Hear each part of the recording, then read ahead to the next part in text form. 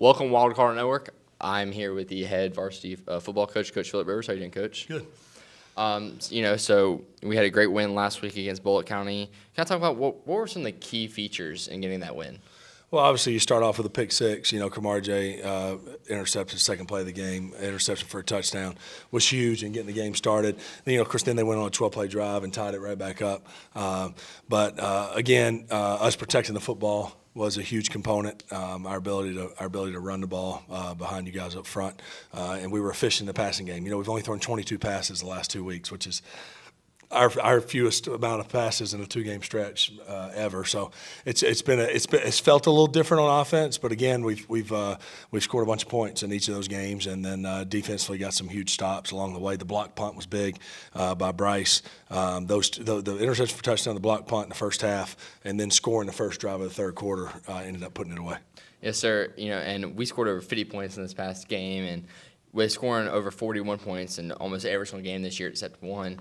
Did you expect the offense to be rolling like this kind of going into the season? Yeah, I mean, obviously you never necessarily have an expectation point wise, but yeah, I knew what we're capable of. Obviously with our skill guys on the perimeter and in the backfield, and then you guys up front. Having four veteran linemen up there helps. And so it's been good. We need to score a bunch again this week to keep it going. Obviously our D is going to play like crazy and do all they can to get the best back in the nation on the ground, and a lot of other weapons that they have. But we know what a challenge that is, and so we offensively, the offense is going to have to do their job to score one more point than we give up, and just like we tell the defense, hold them to one less than we score, and that seemed to work now for 13. So hopefully it'll work for the 14th.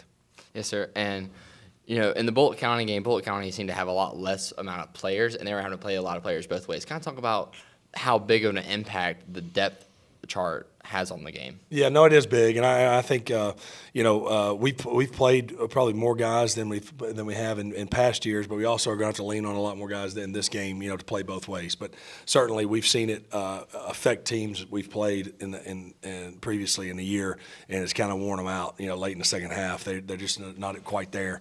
I've always thought a tired offensive lineman will beat a tired defensive lineman any day, and so that certainly has shown up in some of our games previously.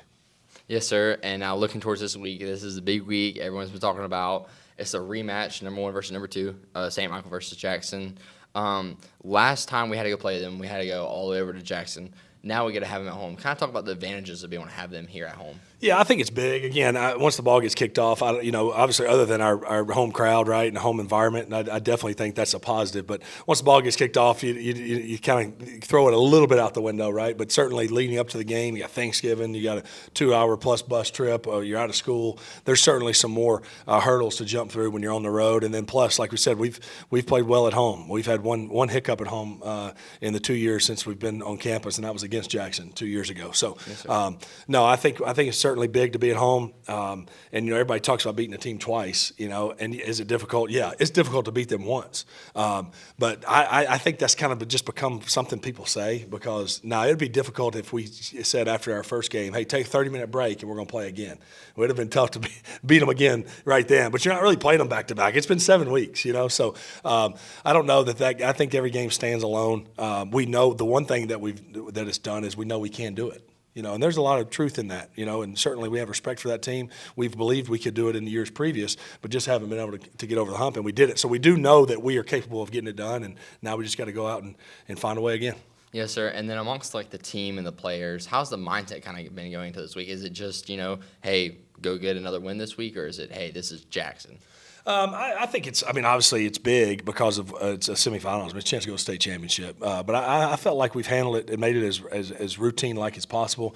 Like we tell you guys the truth. We know what the challenge is of getting this guy tackled, blocking this front, going against these corners, and covering their receivers. It's a huge challenge. So I think I would call it a humble confidence that we have. I don't think by any means we're walking around here going, oh, shoot, yeah, we're going to beat them again.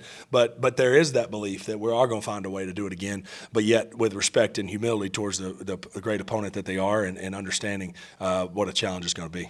Yes, sir. And then what are some of the biggest things to happen in this game for the Cardinals to be able to get the win? Well, I think it's going to be a lot like the first game in terms of, to me, the turnover margin was huge in game one. We got 3 turnovers from them. We gave them none. Well, we came away with 3 or 4 more stops in the game. So you're talking about, 6 stops, something like that, counting those turnovers. That's huge.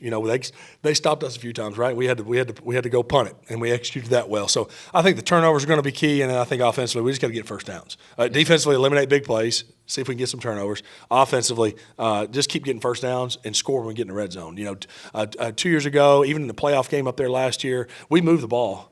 We moved the ball in the game here where it got away from us and it was 50-16 or whatever. But we got to finish in the red zone, and that's another thing that we did a great job of in Week 6. Yes, sir. And now as a coach, you've been able to get your son and the team to back-to-back semifinals. Were you ever able to do something like that when you were playing? No, quarterfinals, the two back-to-back quarterfinals my junior and senior year, lost by 7, I think, in both those games to go to the semifinals. So no, this is it's been a special run, and one I've tried to remind you guys of not to take for granted. Right, we've won 25 of our last 27 games, back-to-back, times in the semifinals. Now hosting and sitting here at 13-0. So I do hope that our guys, our community, our school, everyone's.